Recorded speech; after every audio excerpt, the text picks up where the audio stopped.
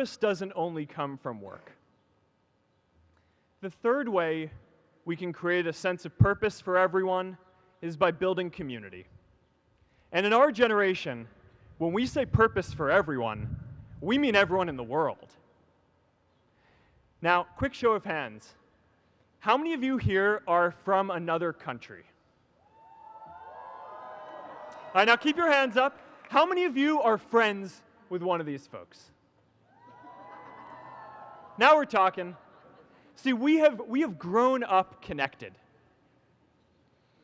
In a recent survey of millennials around the world, asking what most defines our identity, the most popular answer wasn't nationality, ethnicity, or religion. It was citizen of the world. That's a big deal. Every generation expands the circle of people we consider one of us. And in our generation, that now includes the whole world. We understand that the great arc of human history bends towards people coming together in ever greater numbers, from tribes to cities to nations, to achieve things that we could not on our own. We get that our greatest opportunities are now global. We can be the generation that ends poverty, that ends disease. And we get that our greatest challenges need global responses too. No country can fight climate change alone or prevent pandemics. Progress now requires coming together, not just as cities or nations, but also as a global community. But we live in an unstable time. There are people left behind by globalization across the whole world. And it's tough to care about people in other places when we don't first feel good about our lives here at home. There's pressure to turn inwards. This is the struggle of our time. The forces of freedom, openness, and global community against the forces of authoritarianism, isolationism, and nationalism. Forces for the flow of knowledge, trade, and immigration against those who would slow them down. This is not a battle of nations. It is a battle of ideas. There are people in every country for more global connection, and there are good people against it. And this isn't going to be decided at the UN either. It's going to happen at the local level when enough of us feel a sense of purpose and stability in our own lives that we can start to open up and care about everyone else too. And the best way to do that is to start building local communities right now.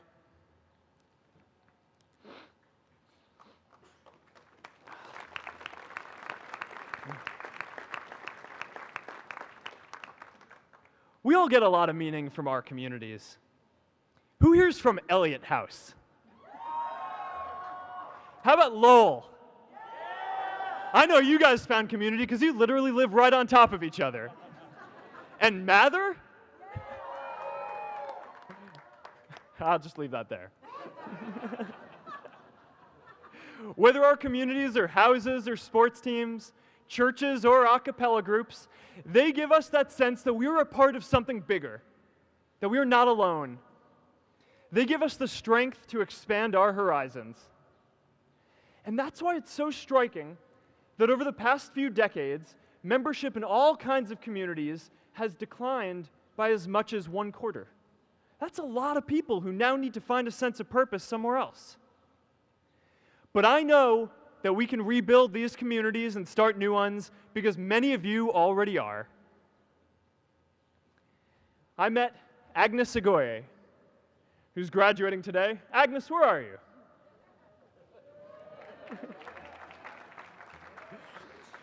Agnes spent her childhood navigating conflict zones with human trafficking in Uganda, and now she's trained thousands of law enforcement officials to keep communities safe.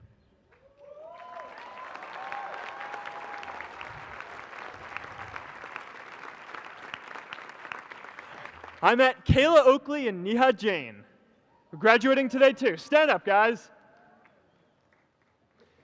Kayla and Neha started a nonprofit that connects people suffering from chronic illnesses with people in their communities who are willing to help out.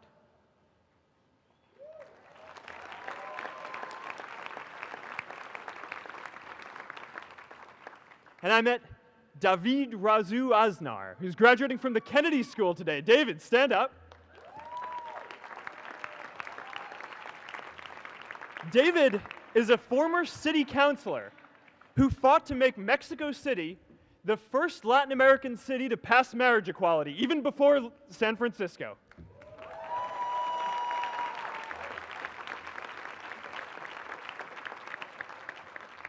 And this is my story too. A student in a dorm, connecting one community at a time, and keeping at it until one day we can connect the whole world. Change starts local. Even global change starts small with people like us.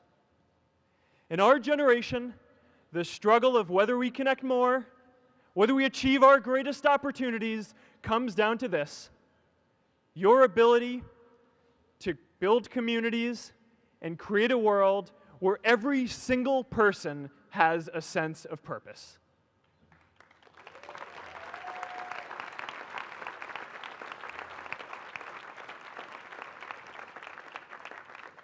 Class of 2017, you are graduating into a world that needs purpose. And it's up to you to create it. Now, maybe you're asking yourself, can I really do this?